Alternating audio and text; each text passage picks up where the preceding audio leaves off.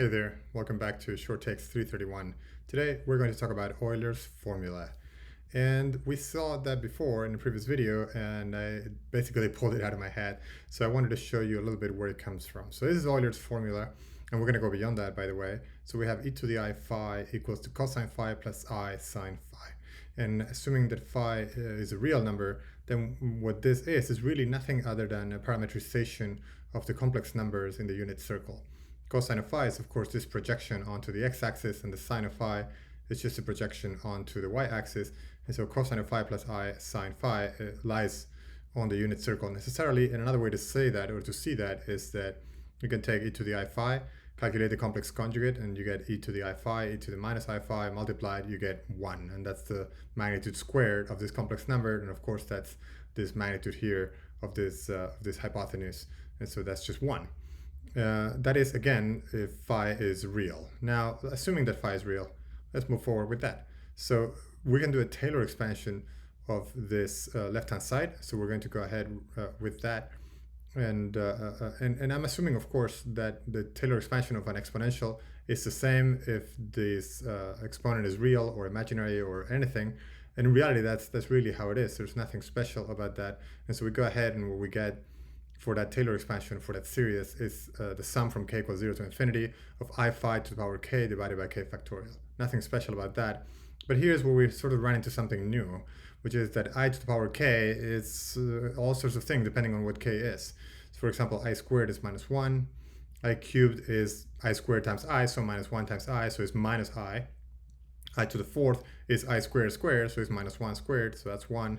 And then I to the fifth is I times I to the fourth, and so it's 1 times I, so it's just I. Now we see here a pattern. We see that I to an even power is minus 1 to the n. You see here I squared is minus 1, I to the fourth is 1, I to the sixth is going to be minus 1 again, and so on and so forth. And so for even powers of I, we'll recover a real result, which is just minus 1 to the n, again, for even powers of I. And for odd powers of I is I to the 2n plus 1, and that's, of course, minus 1 to the n. It's a previous result multiplied by I. And so that's odd powers of I then are imaginary. And so based on that, we are going to separate the sum into the even parts and the odd parts. We're free to do that. We're free to reorder the things anywhere we want. This is an absolutely convergent series. There's nothing strange about that. And so if we separate the even and odd sums, we get an even sum here and an odd sum here, parameterized by n. So we have I phi to the 2n divided by 2n factorial, and I phi to the 2n plus 1 divided by 2n plus 1 factorial. Again, nothing strange there, but now we can apply our knowledge that we obtained up here of the even powers of I and the odd powers of I. When I do that here, I to the 2n power is simply minus 1 to the n, and I to an odd power is I times minus 1 to the n. And so we have then these two sums where one is entirely real, again assuming phi is real, and one is going to be, the other one, the odd one, is going to be entirely imaginary because I have this I in front. Now I can pull that out, and what I get is that this is, of course, something you recognize is the Taylor expansion for the cosine, just the even powers starting at 0, and here we have the odd powers starting with 1, with the first power of phi. And that this whole thing then is, of course, I times the sine of phi. And that's really all there is. That formula then, this formula can be shown simply by using the Taylor expansion and the fact that it's absolutely convergent and it has no issues whatsoever. And so e to the I phi is the cosine phi plus I sine phi. Now, what if the argument actually were a complex number? So if we had a z power here that is a complex number, not just a real number or not just an imaginary number. In that case, what you do is you take z and you write it out in terms of its real and imaginary parts. So you have then e to the z is e to the x plus iy, which is, of course, e to the x, e to the iy. So you can separate this into a product that is valid for complex numbers as it is for real numbers. And so we can separate the sum of the exponent into a product of the two, these two factors, e to the x and e to the iy.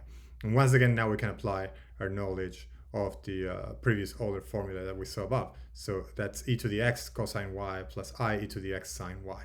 And so that's really all there is regarding taking a complex exponential like this one, like e to the z. Now, what about combinations of those, like the hyperbolic cosine of z and the hyperbolic sine of z? Well, that's just a simple linear combination of e to the z and e to the minus z And so this is how it's defined. And if you write, once again, z in terms of its real and imaginary parts, you can go ahead and do the calculation, and you see easily that you can group the positive exponents from e to the x and e to the minus x coming from e to the z and e to the minus z. And you can also group the negative, the imaginary exponents into cosine of y and sine of y, using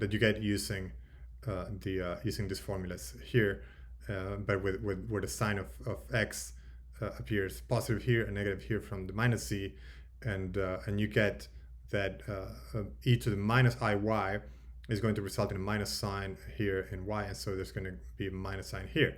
And so when you take all those things into account, then what you get is that the hyperbolic cosine of z is cos x trigonometric sine of y plus I sinh x trigonometric sine of y. And so it's this mix of hyperbolic and trigonometric sines and cosines when you do the calculation.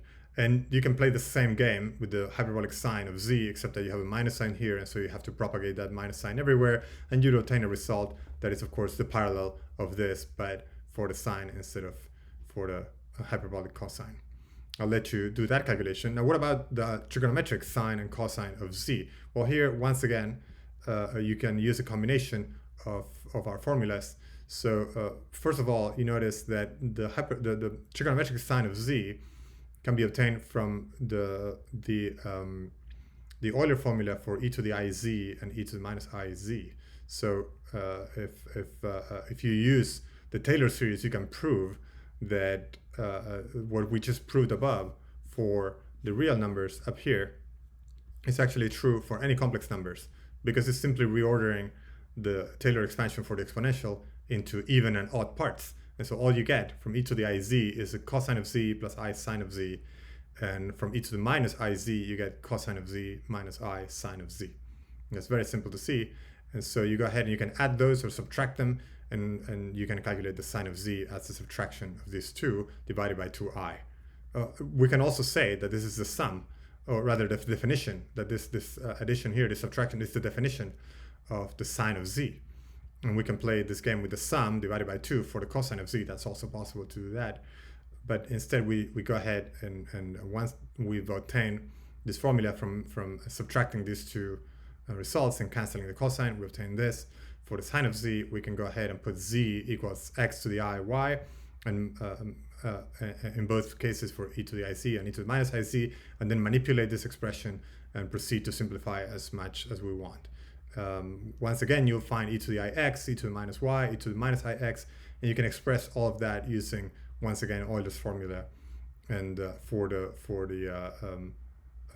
imaginary parts, and then for the real exponentials, if you want, you can write them in terms of the hyperbolic cosine and sine using these other formulas, which you might regard these as the real version of Euler's formula. Or of course, it's not especially interesting, because we know that the hyperbolic cosine and hyperbolic sine are actually defined in terms of e to the y, e to the minus I y, and e to the minus y, very much in the same way as I was saying here, that for the sine you could define it this way if you wanted to. And that's pretty much all there is. Now, if you aim to be a physicist or a mathematician, these are all the kinds of elementary operations and equations that you will be expected to know very well. And so all these exchanges between hyperbolic and trigonometric sines and cosines and Taylor expansions and Euler formulas and so on are things that are very useful to have and to know, to have very handy, and to be able to pull out easily from your brain. If you enjoyed this video, please like and subscribe. If you're looking for a tutor in physics or math in English or in Spanish, you can contact me at shorttext331@gmail.com, or you can contact me also by leaving a message in the comment section below. And that's all I have for you. Until next time.